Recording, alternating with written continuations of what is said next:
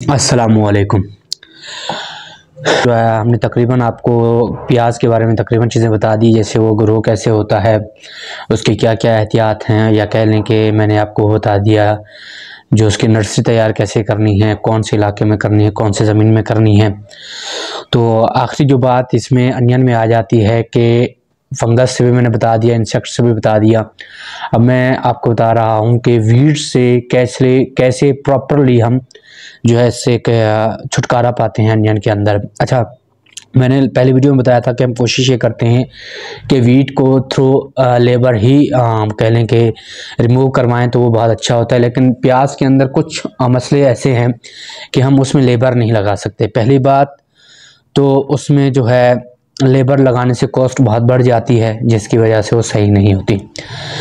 तो उसके बाद दूसरी बात यह है कि प्याज के अंदर जो वीड्स हैं बार बार आती हैं, उसका रीज़न मैं आपको बताता हूँ। उसके बाद जो इसका सबसे बड़ा मसला है कि वीड्स की वजह से प्रोडक्शन कम कैसे होती है।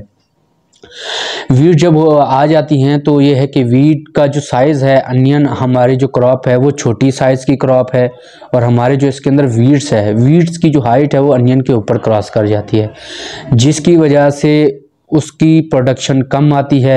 उसके अलावा जब उस पर सनलाइट सही से नहीं पड़ती, प्रॉपरली जो है उसको सनलाइट ये कह लें कि नहीं मिलती या न्यूट्रिशन नहीं मिलता, उसकी वजह से उसका साइज़ भी कम आता है, उसका कम रहता है, छोटा साइज़ का प्याज आता है, जिसकी वजह से उसका रेट बहुत अच्छा आपको नहीं मिलता। तो ये इसके लॉसेस हैं। उसके अलावा अनियन के अंदर मैं आपको बता रहा था कि हमने वीडिसाइड ही क्यों इस्तेमाल करनी है। वीडिसाइड इस्तेमाल करने का सबसे बड़ा कह लें बेनिफिट कह लें या फ़ायदा ये है कि जब हम उसको रंबी से या लेबर से हम उसको जो है रिमूव करवाते हैं वीड्स को अनियन से, तो पहली बात यह है कि अनियन की जो रूट्स हैं, अनियन की रूट्स ही सिर्फ छोटी सी होती हैं, 2.5 से 3 इंच की होती हैं, या कह लें 2 इंच की, वही रूट्स होती हैं जो ज़मीन के ऊपर ही होती हैं। उसके अलावा जो उसका बल्ब होता है वो ज़मीन के ऊपर होता है, बिल्कुल ज़मीन के साथ अटैच होता है। तो जब वो रंबी करते हैं या वीड्स को निकालने के लिए रंबी लगाता है लेबर, तो उससे या तो अनियन की रूट डैमेज हो जाती है, या आपका जो अनियन जो बल्ब है उसका वो डैमेज हो जाता है, जिसकी वजह से वो सही से आप कह लें कि रिकवर नहीं हो पाता। इसी वजह से लेबर तो इसमें लगानी ही नहीं है। और वीड इसमें बार बार आती हैं तो कोशिश ये करनी है, स्प्रे से ये है कि आपका 30 से 40 दिन का जो है वीड से फ्री हो जाते हैं, उसके बाद थोड़ी थोड़ी आती हैं। अदरवाइज़ कोशिश करें कि उस पर अगर आप 30 दिन बाद दोबारा स्प्रे कर दें तो वीड्स आएंगे ही नहीं, जिसकी वजह से जितना आप स्प्रे का खर्चा होगा वो आपका अनियन से रिकवर हो जाएगा।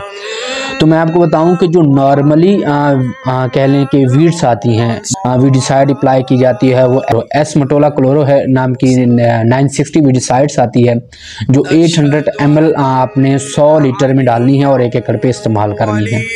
इससे है कि ऑल राउंडर जो आपकी स्प्रे वीड्स होते हैं वो किल हो जाते हैं। उसके बाद आप इस पर पेंडिमेंथलीन भी यूज़ कर सकते हैं, वो भी बहुत ही अच्छी होती है इसके वीड्स के अगेंस्ट। तो वो भी आप जो है पेंडिमेंथलीन भी इसके वीड्स के लिए बहुत ही अच्छी होती है, प्याज के अंदर इस्तेमाल करने के लिए 1000 ml ले लें लीटर के हिसाब से, और उसको यूज़ कर सकते हैं एकड़ के अंदर। 1 लीटर आप 1 एकड़ में, मतलब 1 लीटर आप 100 लीटर वाटर में लगाएं और उसको स्प्रे कर दें, तो इंशाल्लाह आपकी वीड इससे कंट्रोल हो जाती है ऑल ओवर। अच्छा, उसके अलावा स्पेसिफिक कुछ वीड्स भी होती हैं, जैसे चौड़े पत्ते वाली अलग होती हैं और दूसरी बारीक पत्तों वाली वीड्स अलग होती हैं। तो चौड़े पत्ते वालों के लिए अलग स्प्रे आते हैं, आप वो लगा लें, क्योंकि देखें ना, आप अगर ऑल ओवर लेंगे तो वो ये है कि आपके नेचुरल एनवायरनमेंट को भी डैमेज कर देती है, प्याज भी इफेक्ट कर सकती है, या कह लें कि अगर ऑलराउंडर ले रहे हैं तो वो आपको एक्सपेंसिव पड़ सकती है। तो अगर आप सेलेक्टिव पेस्टिसाइड लेंगे तो उससे ये होगा, वीडिसाइड लेंगे तो ये है कि आपके कॉस्ट आपकी बचेगी और आपको जो है ज़्यादा लॉस नहीं होगा, आपके पैसे ज़्यादा नहीं लगेंगे। तो आप सेलेक्टिव पेस्टिसाइड लें तो वो बेहतर है। अगर आपकी क्रॉप के अंदर चौड़े पत्तों वाली वीड्स हैं अनियन के अंदर, तो आप वो जो चौड़े पत्ते वाली अगर वीड्स है उसके अगेंस्ट आपने जो है, अच्छा, चौड़े पत्तों वाली वीड बशर्त ये है कि तकरीबन ज़्यादा से ज़्यादा 1 महीने की होनी चाहिए, जैसे 25 दिन की हो तो आप ये स्प्रे करें।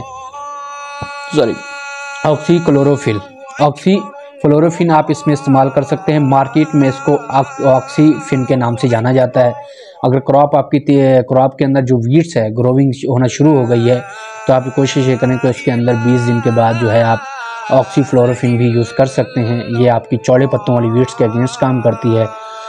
तो इससे ये है कि आपके जो है 30 दिन सेव हो जाते हैं। अगर उसके अगेंस्ट आपकी वीड्स चौड़े पत्ते वाली बढ़ गई है, बड़ी हाइट उसने रिकवर कर ली है, अनियन के ऊपर आ गई है, तो आपने कोशिश ये करनी है कि अगर आपने एक दफ़ा इस्तेमाल की और वो थोड़ी सी उसकी रह गई, क्योंकि वीड देखें ना डैमेज तो हो जाती है।